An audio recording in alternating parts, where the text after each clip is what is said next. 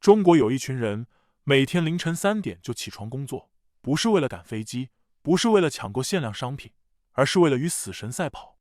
在云南西双版纳的深山老林里，一位名叫李明的基诺族人，手上布满了密密麻麻的伤疤，有些已经变成紫黑色，像是被利刃切割过无数次。这些伤疤中有48处来自毒蛇的獠牙，更多的来自他手中那把锋利如剃刀的割胶刀。30年来，他被毒蛇咬过近100次，每年雨季手脚都会溃烂。他的脊椎因长期弯腰已经严重变形，但他从未想过放弃这份危险的工作，因为李明和他背后的300万中国割胶人掌控着中国70%以上的天然橡胶命脉。他们的血汗化作你我身边每一条汽车轮胎，每一副医用手套，甚至每一个孩子手中的玩具气球。你或许想象不到，在这个科技飞速发展的时代，我国每年1200万吨的橡胶需求中，仍有超过40%需要依靠这些人用最原始的方式，用血肉之躯去收集。一位割胶人的月收入还不及1线城市年轻人1周的工资。然而，没有他们，中国的轮胎工业将陷入瘫痪，军工、医疗、航天等关键领域将受到致命打击。今天，我们就要带你走进这个被现代文明遗忘的角落，探寻中国最危险、最辛苦，却又最容易被忽视的职业之一——割胶人的世界。为什么他们要冒着生命危险，日复一日在黑暗中挥舞割胶刀？为什么在高科技时代，这个古老行业仍无法被机器取代？又是什么样的力量，让一代又一代人坚守在这片充满危险的胶林之中？割胶看似简单的一刀，却藏着惊人的危险和精湛技艺。在西双版纳的深夜，传统割胶人通常会使用煤油灯绑在腰间，这是一种祖传的方式，比现代头灯更加可靠。在密林中，头灯一旦故障，就意味着生命危险，而煤油灯至少能坚持到天亮。割胶工作在凌晨就要开始，胶农们会先将割胶刀在特制的磨刀石上细心打磨，刀刃的锋利程度至关重要。割胶是门精准的手艺，刀锋需以30度角切入树皮，且深度控制在 1.2 毫米左右，既要割断乳管，又不伤及树的形成层。过深会伤害树木的筋肉，过浅则胶水流不出来。根据采集到的真实资料，传统工艺中1个月30天要割15刀，也就是几乎隔天就要割一次。如今随着技术改进，1个月只需要割10刀左右，但削皮的厚度也不同了。以前的标准要求削皮厚度在 1.8 毫米以下，而现在在经济利益驱使下，只要在3毫米以下都算合格。正如一位老胶农所言，割15刀和割10刀，不管技术多高，15刀的削皮量肯定要大。割胶必须在凌晨3点到6点进行，这是因为白天温度过高时，胶汁流动缓慢，中午割胶，胶液会很快干在树皮上，而晚上露水太重，又会稀释胶水。只有凌晨这段时间，空气湿度和温度恰到好处，能收集到最多最好的胶乳。在西双版纳的胶林中，不少树龄40多年的橡胶树依然在产胶，这些树干上布满了螺旋形的割痕，是多年来不同时期的痕迹。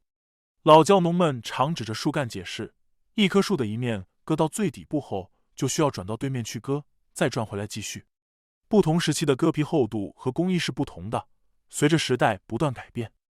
一棵新的橡胶树不能立即产出胶汁，当地人称为开割，需要连续割3-4天，胶水才会正常流出。许多年轻人尝试割胶，却发现这远比看起来困难得多。没有足够的手劲和技巧，很容易就会损伤橡胶树皮，甚至严重影响树的生长。恰恰是这个凌晨时段，也是毒蛇、蜈蚣、蝎子活动最频繁的时刻。当割胶人手持小刀，目光专注在树皮上时，身边的危险却时刻存在。令人震惊的是，西双版纳一带的胶林中，毒蛇密度极高。据当地胶农介绍，割胶工作多年，几乎无人能避免被蛇咬伤的命运。基诺族人有自己的应对方法，他们会将当地一种植物碾碎涂在身上，借此在一定程度上驱赶毒蛇。除了毒蛇，雨天割胶是这行中最危险的工作。在雨季，割胶人不得不穿着雨衣，戴着雨帽，踏着泥泞的小道在胶林中穿行。雨天树干格外湿滑，刀刃稍有不稳，就可能伤及树木的生命组织，导致整棵树死亡。更麻烦的是，雨水会将泥土冲进收集的胶水中，使胶乳变质，一天的辛苦可能毫无收获。而且，泰国和老挝等地长达3个月的雨季里根本不能割胶，这意味着割胶人在这段时间内几乎没有收入。更危险的是雷电，在雷雨天割胶的风险极高，由于橡胶树较高，加上胶工手持金属割胶刀，很容易成为雷电的导体。西双版纳地区时有胶农被雷击伤的报道，有的虽然保住了性命，但肢体功能受到永久损伤。除自然灾害外，边境地区的胶林还面临人为风险。西双版纳与缅甸接壤的区域时有跨境犯罪事件发生，偏远胶林中野象伤人事件也不罕见。一头发怒的亚洲象能对人造成致命伤害，而割胶人专注于工作时，往往难以及时发现野象靠近。这些鲜为人知的危险，是割胶人每天必须面对的现实。更令人唏嘘的是，如此危险的工作，收入却微不足道。一位资深割胶人每天工作5到6小时，平均能割200到300棵树，产出约15公斤胶乳。按照目前的收购价格，1公斤胶乳大约10元左右，一天收入也就150元左右，一个月算下来也就4500元上下。一个意想不到的事实是，一位普通家庭一年大约需要25公斤橡胶，这意味着一位割胶人辛苦工作2天才能满足一个家庭1年的橡胶需求，而他们的收入却连1线城市1顿晚餐的价格都不到。为什么收入这么低呢？李明拿出珍藏的一份1995年报纸，当时1公斤胶乳收购价是30元，而现在物价飞涨，胶乳价格却跌了2/3。主要原因是国际市场冲击，泰国、马来西亚等东南亚国家橡胶产业规模化程度高，成本低。其次是合成橡胶的崛起，在某些领域已能替代天然橡胶。长期从事割胶工作的人，双手通常布满老茧和裂痕。这些粗糙的双手曾经能养活一大家子人，如今却只够勉强维持自己温饱。实际上，泰国是世界公认天然乳胶产量最大的国家，泰国的乳胶品质称得上是世界一流的。根据采集的资料，每天每棵橡胶树仅能生产30毫升乳胶液，制作一个乳胶枕需要约50棵橡胶树生产的乳胶液，之后再经历近24至48小时的工艺流程才算制作完成。这让人重新认识到橡胶产品的珍贵。数据显示，2016年云南西双版纳地区有超过15000名割胶人放弃了这一祖辈相传的职业，寻找其他谋生方式。到2023年，这个数字已经超过了3万人。但对于中年胶农来说，他们除了割胶，几乎没有其他技能。更让人难以置信的是，在胶价最低迷的时期，一些地区的割胶人生活极为困难，甚至出现了令人揪心的悲剧。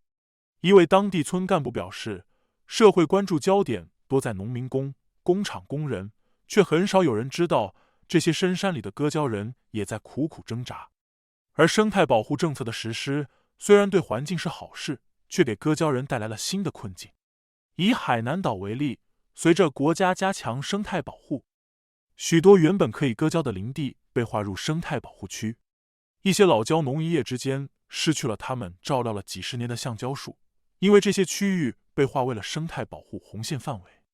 胶农们对此感到困惑和愤怒，他们担忧没了割胶收入后如何维持生计，如何支付子女的学费和家庭的日常开销。由于胶价低迷，政府每亩300到500元的生态补偿远远不够。一亩地种20到25棵橡胶树，每棵年产胶20到30公斤，即使按10元每公斤计算，一亩年收入也有4000元以上，补偿金额不到实际收入的1/8，难怪胶农们感到无助。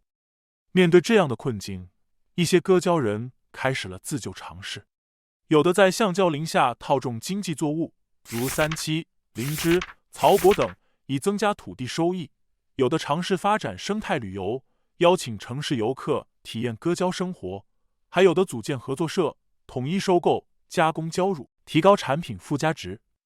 在海南白沙县，一个由50名割胶人组成的合作社，成功开发出了天然橡胶手工艺品，如橡胶枕头、橡胶垫等，通过电商平台销往全国。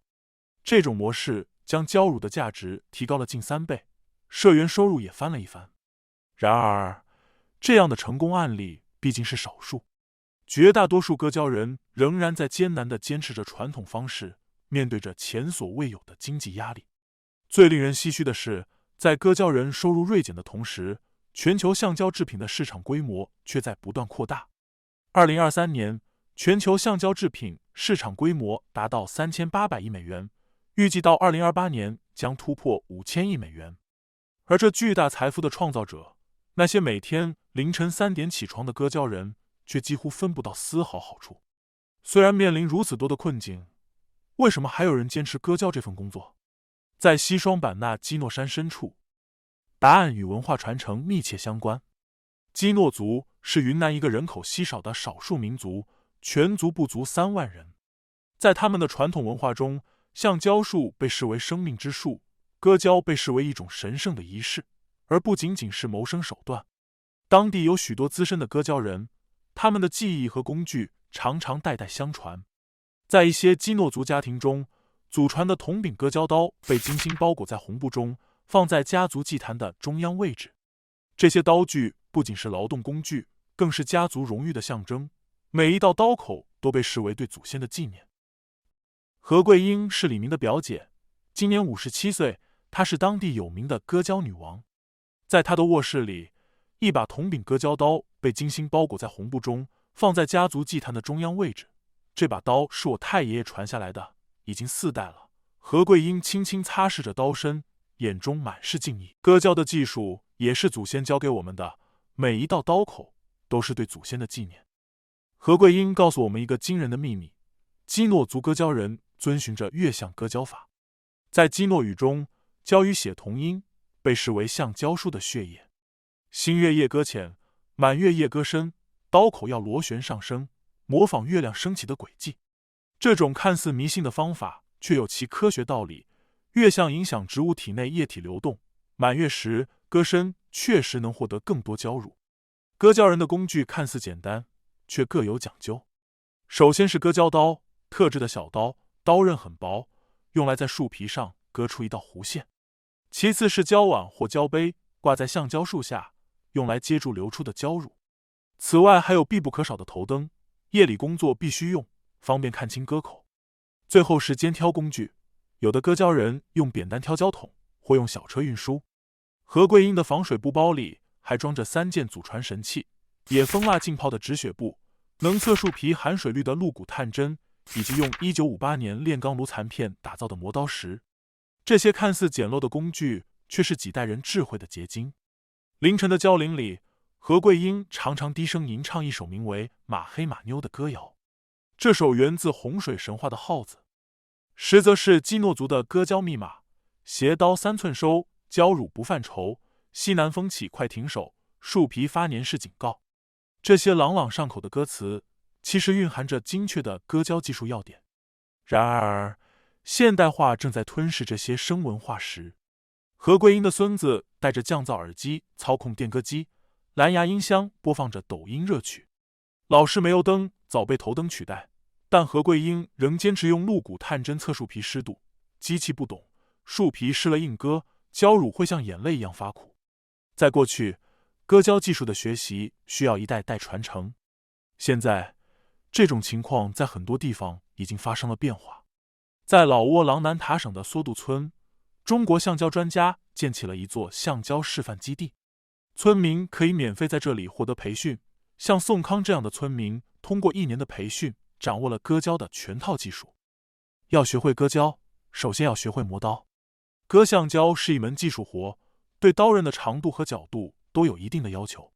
然后是掌握割胶的手法，下刀要快准稳，手上的力道拿捏精准，才能一气呵成。力道太重会伤到树的筋肉，太轻则会影响出胶的效果。这种代际冲突不仅仅发生在基诺族，在中国所有割胶区域都普遍存在。在海南岛，这种传承与冲突有着更为复杂的历史背景。海南文昌潭，一座老屋静静伫立在槟榔林深处。92岁的陈阿婆每年清明和中元节都会在黎明前起床，穿戴整齐地跪在祭坛前，双手合十，口中低念着家族的招魂寄语：橡胶有魂，归帆有路。祭坛上整整齐齐排列着28块木牌，每一块灵位上都刻着一个名字，还有出生与失踪的年份。他们都来自同一个地方，海南文昌，也消失在同一个远方，南洋橡胶园。1906年，陈阿婆的祖父从马来亚归国，是当时少有的归侨。他带回了海南第一批真正意义上的巴西橡胶苗，用3船文昌黑胡椒在柔佛换来几百株橡胶幼苗。然而，这美丽的开端却有着悲惨的结局。2战爆发后，日本占领了东南亚大部分地区，对橡胶进行疯狂掠夺，因为那是制造轮胎、电缆、枪械、密封件等军需品不可或缺的原料。如今，在海南很多地方，割胶的传统正在变化。采用了乙烯粒技术后，每月割胶次数从15次减少到10次，大大降低了劳动强度。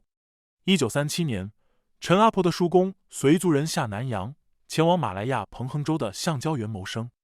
他聪明、吃苦、学得快，很快成了割胶工中的佼佼者。但在战乱中，他却因私藏胶乳被日军当作破坏军需逮捕，关押在胶园工棚的黑屋中。临终前，他用脚趾蘸着自己的血，在胶碗上写下4个字：橡胶有魂。为了不让这些异国游魂孤独漂泊，陈家延续着一个特别的传统。每年清明与中元节，家族子孙会一起制作南洋帆船，用干橡胶子穿线成船体，再用老胶叶做帆，顶端写上归帆字样。午夜时分，帆船被点上一盏小灯，悄悄放入万泉河。水灯沿河漂流，象征灵魂循着乳白色交织的记忆穿越时空，回到故里。陈阿婆眼神坚定地表示，他们家族的命运与橡胶紧密相连。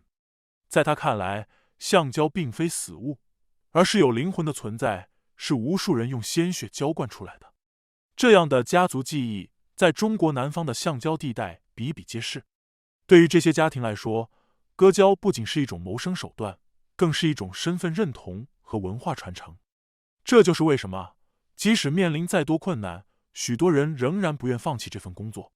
在割胶人的世界里，每一道刀痕都承载着家族的历史，每一滴胶乳都融入了祖辈的记忆。这种深厚的情感连结是任何经济补贴都无法替代的。面对传统割胶业的困境，科技正在尝试提供解决方案。在中科院橡胶研究所的实验室里，第3代转基因橡胶树正在生长。这些超级胶树产胶量提高 50%， 耐寒性增强，甚至能在北纬22度以北存活。如果推广，胶农收入至少翻倍。研究员李博士说。但基诺族老人扎努坚决反对，老人坚信祖先的教诲，改变树的本性将会招致灾祸。在村口，至今仍悬挂着他去年的抗议横幅，上面写着转基因胶乳喂不饱基诺山的鬼魂。这种科技与传统的碰撞体现了发展中的深层矛盾。除了改良品种，智能割胶也在试验中。近年来，一些科研团队开发出智能割胶机器人原型，结合视觉识别、机械臂与精准切割技术，可以识别树皮，自动割胶，回收胶乳。福建、海南、云南等地已进行试点实验，但这些高科技对大多数割胶人来说仍是遥不可及的梦。一位云南景洪胶农笑着展示他那把已经使用了15年的割胶刀，表示一台割胶机器的价格足够他吃10年的饭。一台割胶机器人成本高达5万以上，即便效率是人工的3倍，也无法取代小农户的灵活性和低成本需求。科技给传统割胶带来的改变，也许不是替代，而是辅助与选择。一些割胶辅助装置，如定角胶刀、割胶轨道，正逐渐被接受，能帮助初学者快速上手，也能减少老年胶农的体力负担。更让人惊喜的是，科技正为传统割胶人开辟新的销售渠道。越来越多年轻的新胶农借助电商、直播、短视频平台，开拓天然橡胶的销售与推广新路径。在抖音、快手上，有不少以胶乳现割现装为卖点的直播间，将原生橡胶制品，如橡胶枕、原胶杯垫，卖给全国用户。有些农户通过视频记录凌晨3点割胶的艰辛故事，赢得大量粉丝关注，再以公益助农方式带货，实现经济和情感的双重价值。李明的儿子就是这样的新胶农。这个90后小伙子白天在镇上的手机店工作，晚上回来帮父亲处理橡胶制品，并通过短视频平台销售。他们开发的基诺山原生态橡胶枕，一个能卖到298元，比起直接卖胶乳，收入提高了近10倍。儿子表示，他并不想完全离开这片承载着家族根基的林子，但同时也不希望像父亲那样辛苦。他期望通过新的方式，让更多人了解并尊重割胶人的工作。这种新老结合的模式正在给传统割胶业注入新的活力。尽管面临诸多挑战，但一些年轻人正在用自己的方式重新定义这个古老的行业。然而，科技进步也带来新挑战。在东南亚，数字管理系统精确控制工作时间、算法定价系统导致2023年缅甸胶价单日暴跌 15%。全自动割胶机普及使传统胶工收入锐减。科技是把双刃剑，既提高效率，又可能加剧不平等。割胶业现代化转型面临的关键问题是，如何让科技真正服务于人，而非淘汰人。在李明家的院子里，一棵100年老橡胶树静静伫立，树干上密布的割痕，如同岁月的年轮，记录着一个家族、一个民族与橡胶的羁绊。李明轻轻抚摸着粗糙的树皮，神情肃穆。这棵树是他太爷爷亲手栽种的，4代人都从这棵树上取胶谋生。在李明的心中，这棵100年老树早已如同家族的一员。在传统割胶人心中，橡胶林不仅是谋生之地，更是一种文明场域。每一棵橡胶树从幼苗被种下的那一刻起，便承载着割胶人的希望。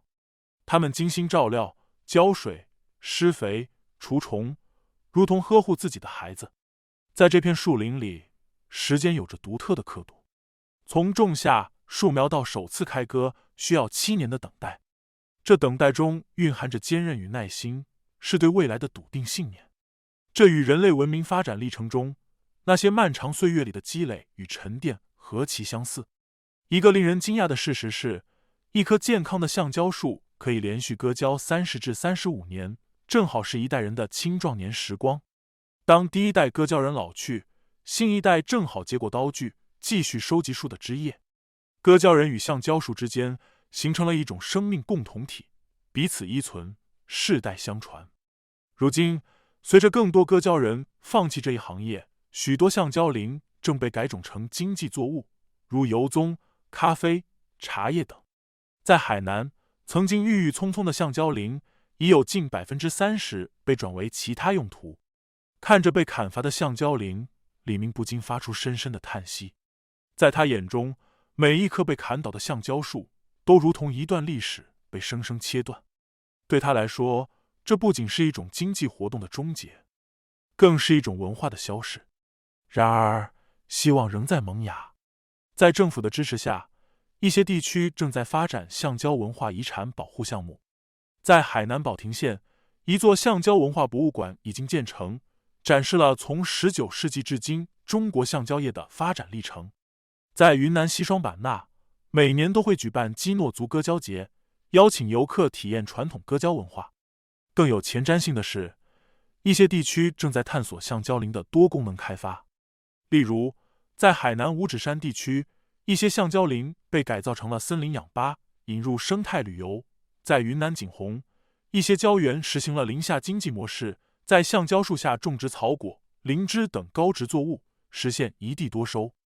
这些尝试表明，传统割胶业并非必然走向没落，而是可以通过创新转型焕发新的生机。最令人欣慰的是，越来越多的年轻人开始关注这个被遗忘的群体。一些大学生志愿者组织了割胶人口述史项目，记录这些即将消失的记忆。一些社会企业开发了公平贸易橡胶产品，确保割胶人获得合理报酬。一些艺术家创作了以割胶人为主题的作品，引发社会反思。这些微小但坚定的努力，正在为橡胶文明注入新的活力。虽然传统割胶业面临前所未有的挑战，但只要还有人记得，这份文明就不会消失。走出胶林，夜色已深，远处几盏头灯在黑暗中移动，那是割胶人正在工作。明天凌晨3点，他们又会准时起床，重复这个世代相传的劳作。橡胶，这种看似普通的物质，连接着过去与未来。每一滴胶乳都凝结着割胶人的心血，每一件橡胶制品都承载着他们的梦想。在现代文明的高楼大厦下，我们习惯了便利的生活，却很少思考背后的故事。那些隐藏在深山老林中的割胶人，用他们满是伤痕的双手，支撑着我们看不见的世界。这就是中国的割胶人，这些被遗忘的命脉守护者，他们的故事值得被更多人知晓。